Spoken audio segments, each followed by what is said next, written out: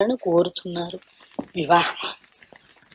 మీరు ఆయనతో మాట్లాడి సాధ్యమైనంత త్వరలో మన వివాహానికి ముహూర్తం నిశ్చయించటం మంచిదని భావిస్తున్నాను. ఇట్లు మీ ఎవరిది? ఈయన్ని పెళ్లి చేసుకుంటోందా? ఆయన ఇన్నేళ్ళు వచ్చి ఈయనకి ఇదేం రోగం? తెలుగులో నీలా రాసిందే, పైన ఇంగ్లీషు మాటల్లో ఏం రాసిందో. అమ్మగారు ఆవు పాలు తెచ్చిన. ఆ పాలు అక్కడ తగలేసి నువ్వు ఇటు తగలడు.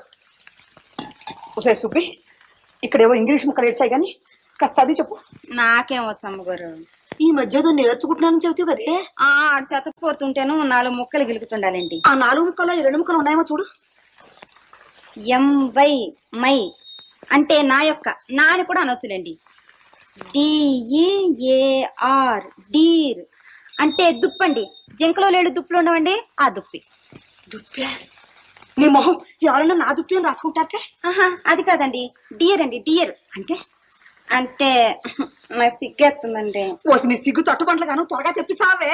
అంటే ప్రేమించుకునేటప్పుడు ఇంగ్లీష్ లో అనుకునే మాటలండి. అంటే నాథానా? అబ్బే కాదండి, ప్రాణేశానా? అవన్నీ పాతకాలపు మాటలండి. ఇప్పుడు వాటిని ఎవ్వరూ ఆడటం లేదు. మరైతే ఏమిటి చెప్పవే? అంటే నా ప్రియా అని. ప్రియానే?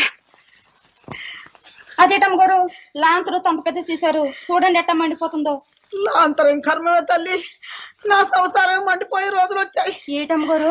ఏమైతే నీకెందుకు? ఆ పాలు తీసుకెళ్ళి కుంపట్లో తగలే. ఎంత గతి లేదానో కాకపోతే గంపిడి పిల్లలను ఈయనే కావాల్సి వచ్చారా నీకు? నా బంగారం మంచిది కానప్పుడు నిన్ననేం లాభం?